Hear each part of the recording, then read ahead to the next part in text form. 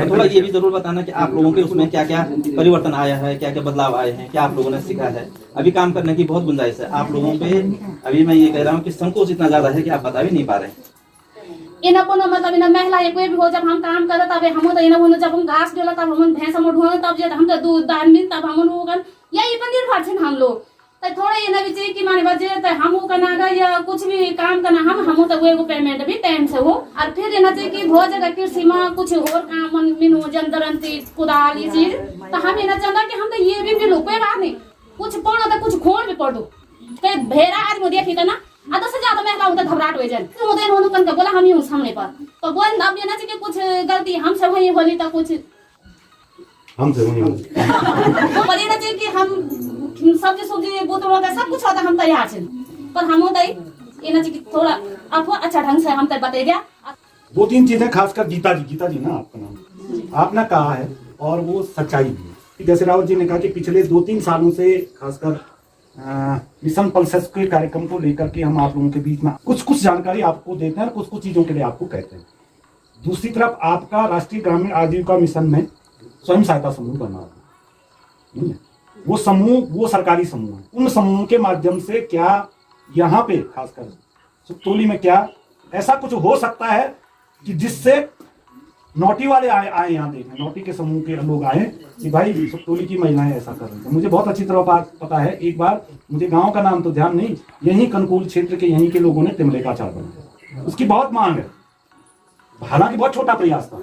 दूसरी तरफ आपके यहाँ CRP राउंड जो आया होगा, खासकर तेलंगाना से आई थी महिलाएं यहाँ से, उन्होंने आप लोगों का समूह बनाया होगा। उनको रखा था कि वो ज्यादा से ज्यादा सूचनाएं आपके बीच ले जाए। आपके यहाँ जो भी होता है और जो भी वो लोग ले गए थे वो धीरे धीरे आगे बढ़ा है। अगर हमने स्वयं सहायता समूह बना रखा है, ऐसा कोई छोटा सा उद्यम स्थापित करना होगा जिसके लिए हमने वो समूह बना रखा है कि नहीं, उस समूह के माध्यम से हम क्या कर सकते हैं, किस तरह से कर सकते हैं, ये आप लोगों को सोचना है। तो मैं आपके बीच आया, बड़ी खुशी हुई, पर आप लोग देखना कि पिछला 10, 15, 20 साल में थोड़ा परिवर्तन होना चीजों में। अच्छा, कुछ चीजें आप देख रहे हैं, एक जमाने में सभी लोग अपने बच्चे प्राइमरी में पढ़ाते थे, पर आज वो मतलब जने नए बारियों ने बच्चा बना तो से कड़बिया जाओ, न तो श्रीनगर जाओ, न तो देहरादून जाओ। भाई जिसकी जहां तक पहुंच है वो वहां तक, ये परिवर्तन नहीं। और आप देखो, एक जमाने में हमको आइडिया था, हम लोगों को बुजुर्ग लोग बताते थे कि भाई बादल आ गए तो आज तो जरूर बारिश है या उमस होनी है ना। अब आज के दिन उमस भी हो रही, बादल भी आने पर 3 दिन तक बरखा नहीं है ना, हो रहा कि नहीं हो रहा। और फिर आपने सुना 7 फरवरी को जोशीमठ में एक सुन क्या हुई, क्या हुआ, 8 फरवरी को ग्लेशियर टूटा, एक परियोजना बन रही थी वहां, और वो परियोजना उसमें करीब 200 से अधिक लोग मर गए। तो आप देखिए, देवप्रयाग में अप्रैल के महीने में आए, आपने थोड़ा न्यूज में सुना होगा, ऊपर से बादल फटा, वो IIT का मकान, पॉलिटेक्निक का मकान बह गया कि भाई हम जो भी बो रहे हैं, बीज बो रहे हैं, नाज हो रहा है, कुछ तो वो हो ही नहीं रहा पैदा, और जो हो रहा तो बंदर आकर के बंदर सुन रहे। तो अब तुम मोबाइल में कभी बांदर सुने? अभी बुढ़ा जाएंगे वो 4 टोली बड़ी, एक ये पर बोने, एक मुड़े बड़ी, एक माथे बड़ी, तो वो चोरमारी कर रहे हैं। अच्छा, ऐसा क्यों हो रहा है? पता है, प्रकृति में, हमारे समाज में इतने बदलाव हो रहे हैं कि वो कुछ ना हमारे खिलाफ भी जा रहे हैं, हमारे पक्ष में नहीं है। जैसे जंगली जानवरों का पूरा आ जाना और ये होना, और इस रोड का हर बरसात में टूट जाना, है ना। सोनाली गांव अगर आप देख ला तो वो इतना बड़ो वो लैंडस्लाइड लगातार बढ़ना, और अब एक नई रोड कटी, उसने और मुश्किल कर दिया। तो ये सब हो रहा मौसम के बदली से, है ना। और जैसे जैसे प्रकृति बदल रही है वैसे वैसे हमारा समाज भी बदल रहा है। एक जमाने में महिलाओं तो मुझे बैठ के बना जाए बोलते थे, तो मौसम ने बोल जरा जाना ही नहीं, और बुआरियां आई तो बुआरी तो मुश्किल से वो तो जाएगी नहीं। और आज के साथ ज्यादा से ज्यादा मीटिंग महिलाओं की हो रही है। ये इस बदली में अगर हमको जिंदा रहना है तो हमको व्यापार सीखना पड़ेगा। और आपका समूह, आपका जो आगे बिजली कह रहे थे कि कोऑपरेटिव बनेगी, फिर उसमें आप देंगे, उसमें व्यापार करना मेरे भाई, तुम सस्ता पिछड़ ना रहे या सरकार पिछड़ भी ना रहे, आपने अपना व्यापार खुद करना है। हम लोग मदद करने वाले लोग हैं। अब व्यापार कैसे होगा, मैं 2-3 चीज बताता हूँ आपको, ध्यान रखना। अगली बार आऊंगा यहाँ धाकन धोर के अगली बार और धाकन धोर के वालों ने पूछ ले कि जो दिन बात हुई तुम उनका करी। अब ये क्या कह रहे हैं कि आपको उत्पादन बढ़ाना, लेकिन कौन सा उत्पादन, तो आपको वो दिमाग में रखना होगा। पहले तो आप 2 खेत अपने चारे के लिए बोइए, तो जमा घास हो ना चलाओ हो, कोई दिक्कत नहीं, क्यों हर पूर्ण खानों जरूरी नहीं है ना, लेकिन तब गाय देना लोग बहुत बड़ी उस 2 खेत में घास करना है ताकि बहुत दूर ना भटकना पड़ो, बहुत दिक्कत ना हो, और अपने मर्द से भी लड़ जाओ, उसके लिए झगड़ जाओ। तो घास लेना उनको जाना पड़ा क्या, आप जाते हैं तो आप तय करेंगे ना घास कहाँ पर होना चाहिए। तो सही बात ये चाहिए कि जब जिस काम को आपने करना है उस काम में आपका निर्णय होना चाहिए। अब 2 खेत में आप सिर्फ मिर्च लगाओ, अभी तो एक बाड़ा मरवाना है ना, तो उसको 2 खेत में लगा दो, क्या दिक्कत। हाँ, तो उसका उपाय है ना, ये बिजली बता तो रहे थे कि आप जानते नहीं, आप पे सूचनाएं नहीं है। वो बख्शी हॉर्टिकल्चर विभाग वो कुछ सचल दल कहाँ पर है, ऐसे वहां पर आपको अगर बदली करना है, देखो भाई बाकी अंजना के भरोसा होने के ऑल ट्रक और फिर वो कुछ रहा हाथ लेना, सारे समाज हो गए नहीं, मैं आप ही को थोड़ी कह रहा हूँ, सबकी यही नियत हो गई कि मतलब होना तो चाहिए, पर होगा कैसे, ये पर नहीं सोचना कि हो कैसे।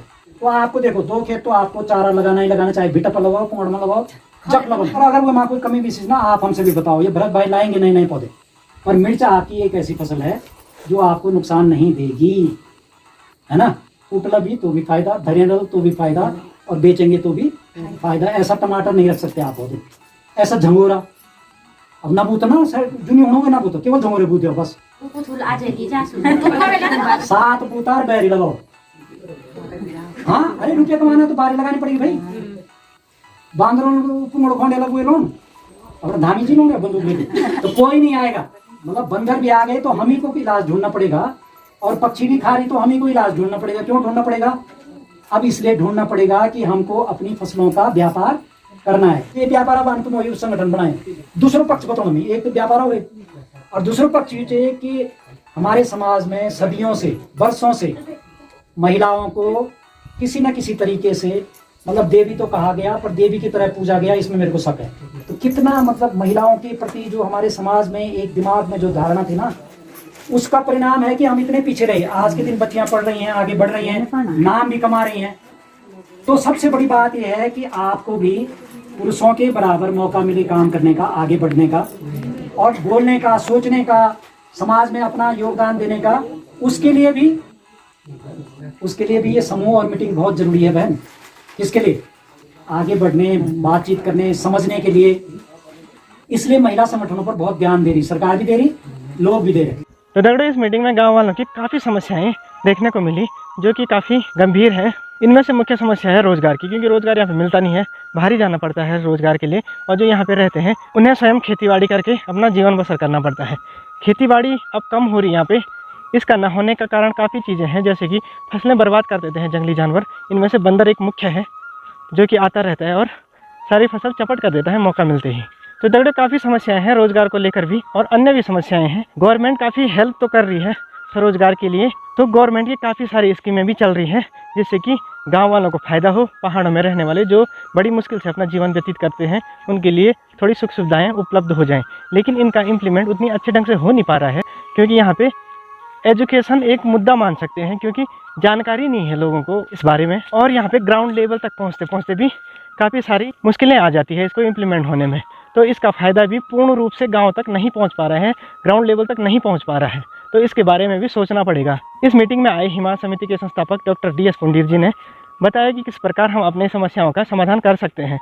इन्होंने उचित जानकारी दी और बताया कि किस प्रकार से हम गवर्नमेंट से योजनाओं का लाभ ले सकते हैं। तो दगड़े, आपको क्या लगता है गवर्नमेंट की स्कीमें कितनी कारगर हो पा रही है ग्राउंड लेवल तक, और इनको पहुँचने में क्या क्या दिक्कतें आ रही हैं यहाँ पर? तो दगड़े, आज के वीडियो में इतना ही। आगे भी हम आपको ले जाते रहेंगे पहाड़ी रास्तों पे, और अभी तक सब्सक्राइब नहीं किया तो सब्सक्राइब जरूर करें ताकि हम आपको घुमा सके उत्तराखंड की इन हसीन वादियों में। और वीडियो पसंद आए तो लाइक कीजिए, अपने दोस्तों के साथ शेयर कीजिए, और कमेंट बॉक्स में ज़रूर बताएं कि वीडियो आपको कैसा लगा। तब तक के लिए नमस्ते, प्रणाम, टाटा, बाय बाय।